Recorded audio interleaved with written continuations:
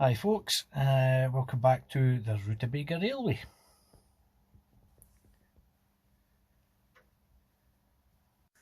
Now if you have tuned into the channel before, you'll have seen my Roundhouse Billy here pulling various trains round the layout, but I thought I would make a video to show you how I steam it up, lubricate it, etc, and how I run it, just for a little bit of a different video. Now normally what I do is turn the loco, the engine upside down and just hold it in my hand. Can't really do that when I'm holding the phone at the same time, so I've just laid it on its side here so you can see underneath. Now where the axles pass through the frames here on both sides, you're going to have to lubricate in there. There's probably a bearing in here, I would think. So what I would do is lubricate here, here, here and here. The outside of the frames, you could probably lubricate that, with the engine upright on its wheels, and just put your lubricating tool behind these cranks and lubricate the outside of the bearings.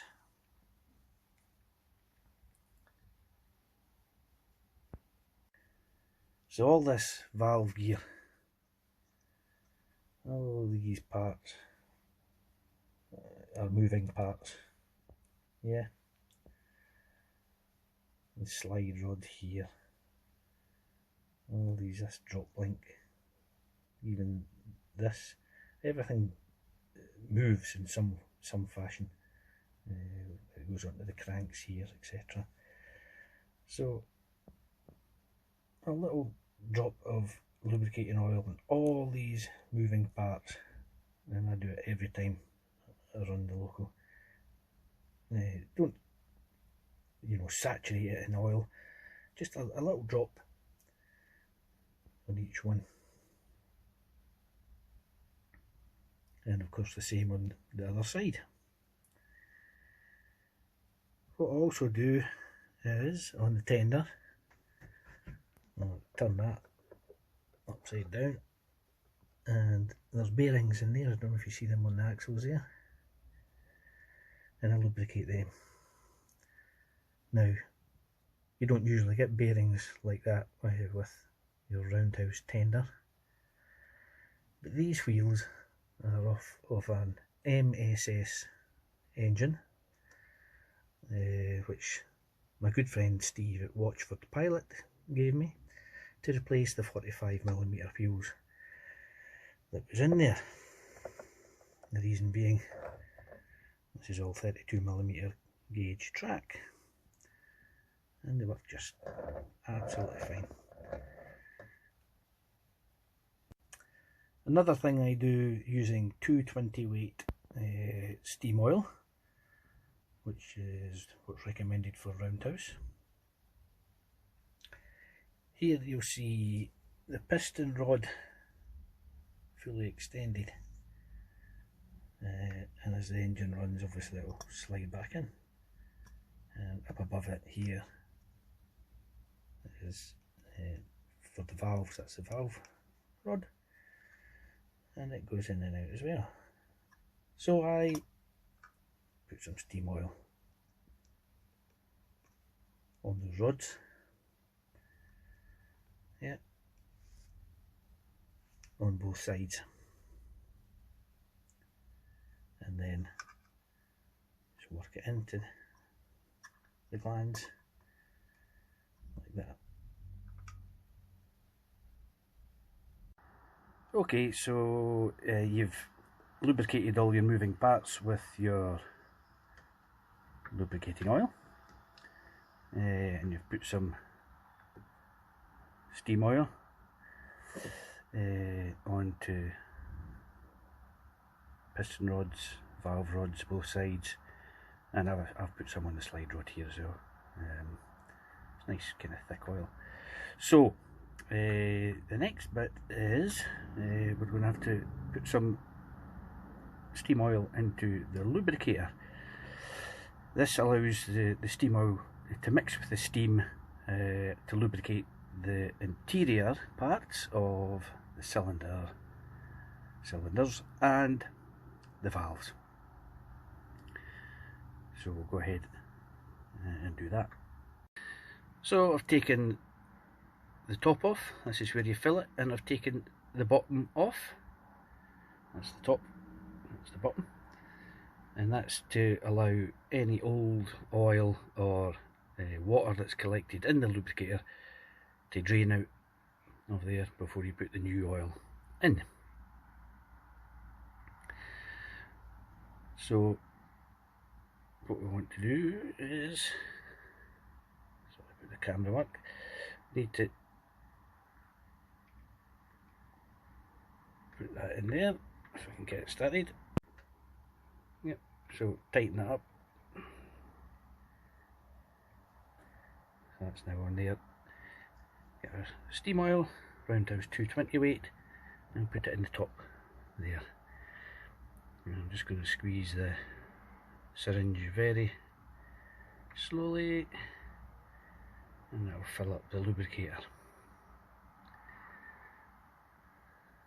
And you'll find that the oil will come to the top like that, but as you can see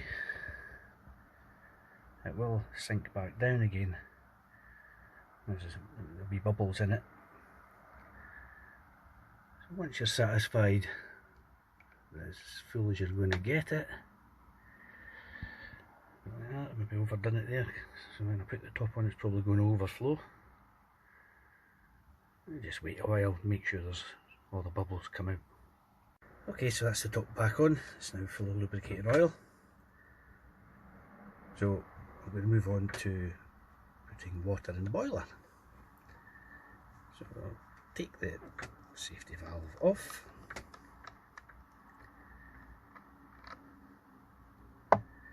As the water's going to go in there.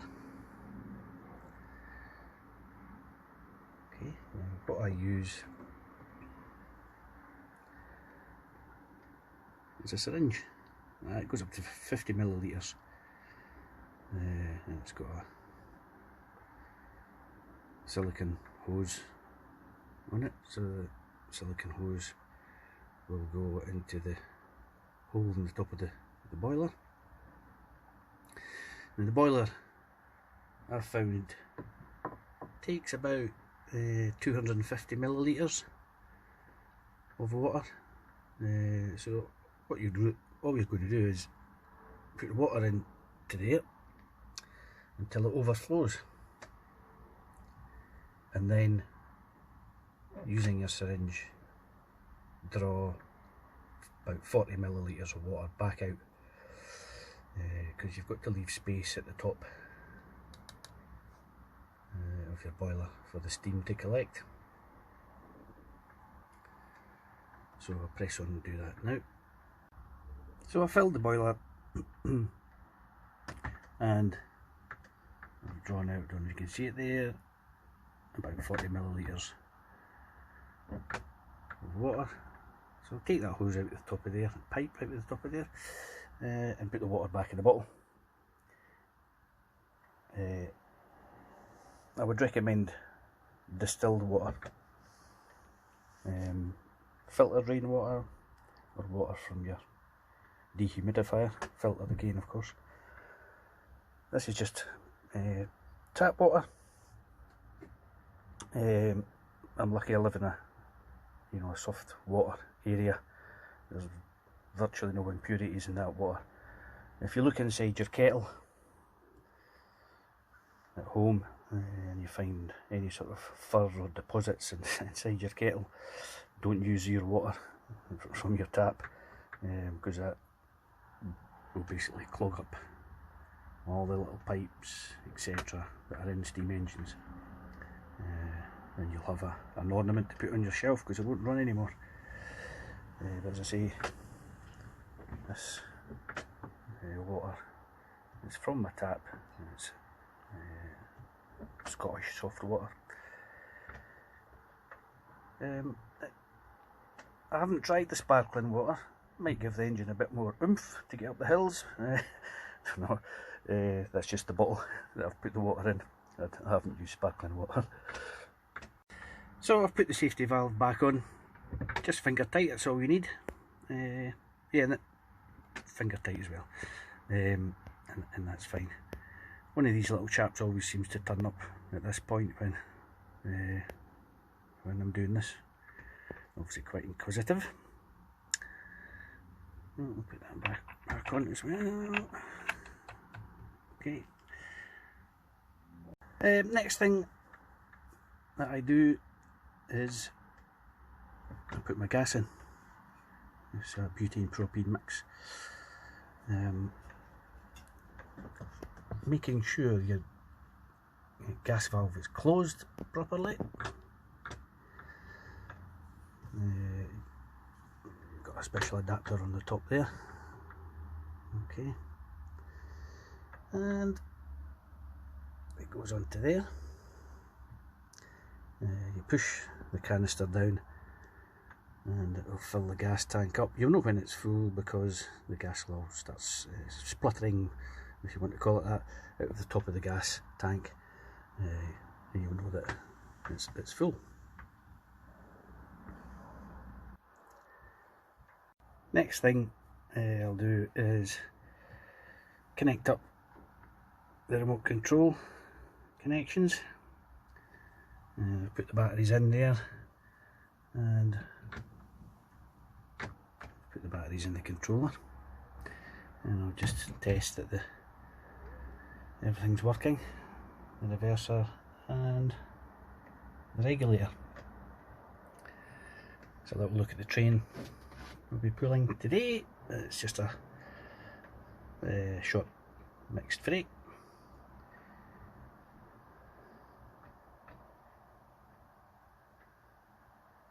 And there's the end of it there.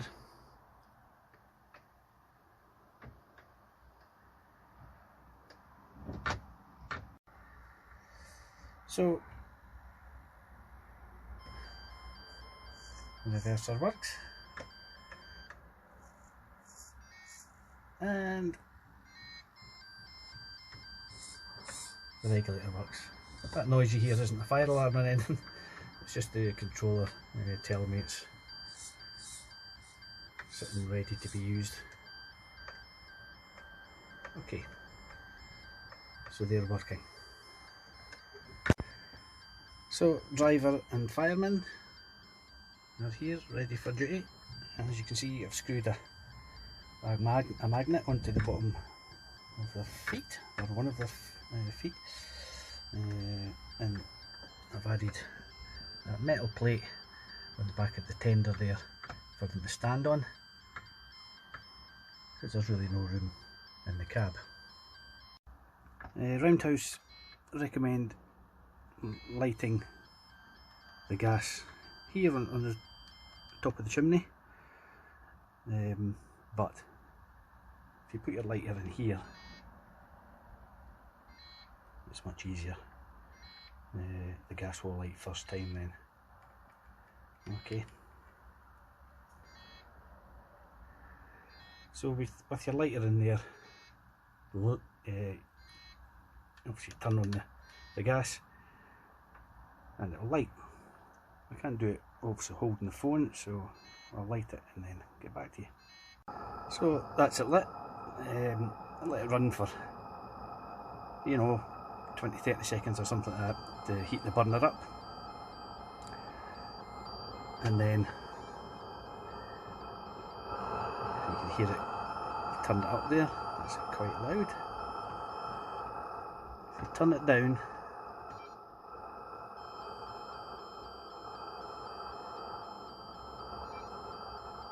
until you can hardly hear it, and that's plenty of gas, and then we just wait for pressure building up. Okay, you can see I think you can see the safety valve just feathering there. you're going to get condensation or condensate inside the cylinders. So what we'll do is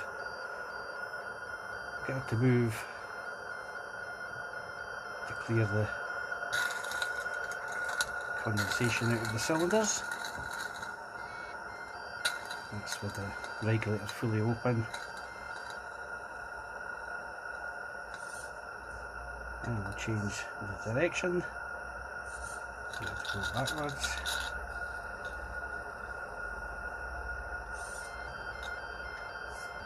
Forwards again.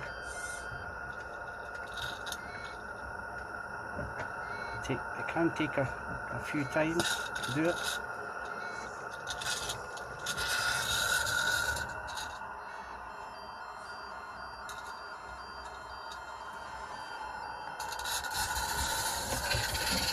This is moving now.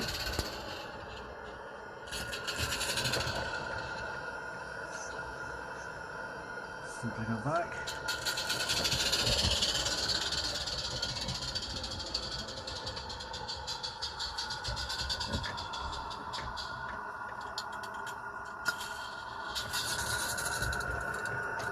And couple up. Okay, ready to go.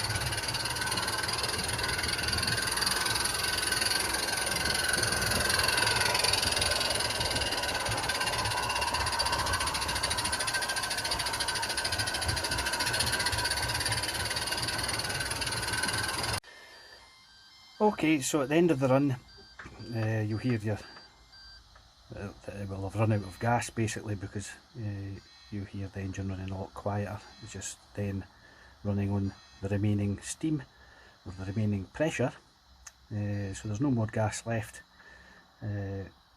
I've taken off a little stopper at the end, at the bottom of the lubricator, to blow the boiler down.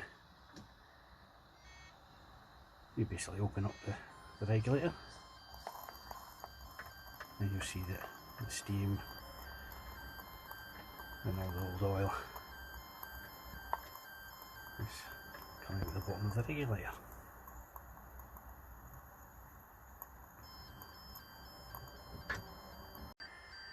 Now once your engine's cooled down, cool enough to handle, take your safety valve off again, and using your syringe, take any water that's left in the boiler out. Don't leave water in your boiler, not good for it. After a run I usually find there's 40 or 50 millilitres of water left in the boiler. And it's obviously designed that way so that the gas runs out before the water does, to protect your boiler. Another thing I should mention, quite important, if you are running live steam indoors or in a shed, as I am doing, as you can see, this is just a shed, 10 foot by 6 foot, so it's quite a small space. Leave a door or window open for ventilation. Gas burners can produce carbon monoxide, which ain't good for you. Also, the shed's made of wood, and that's a gas burner. It's not so bad in this because it's enclosed, it's an internal burner. But in some other models the burner is outside of the boiler. Just for safety, keep some water or some form of fire extinguisher handy. Obviously I've got my water there, and down there is a fire extinguisher.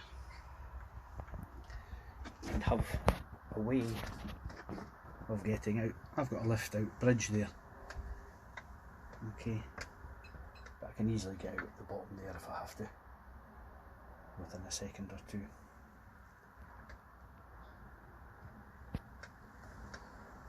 Okay folks, thanks for tuning in again. We'll see you all next time.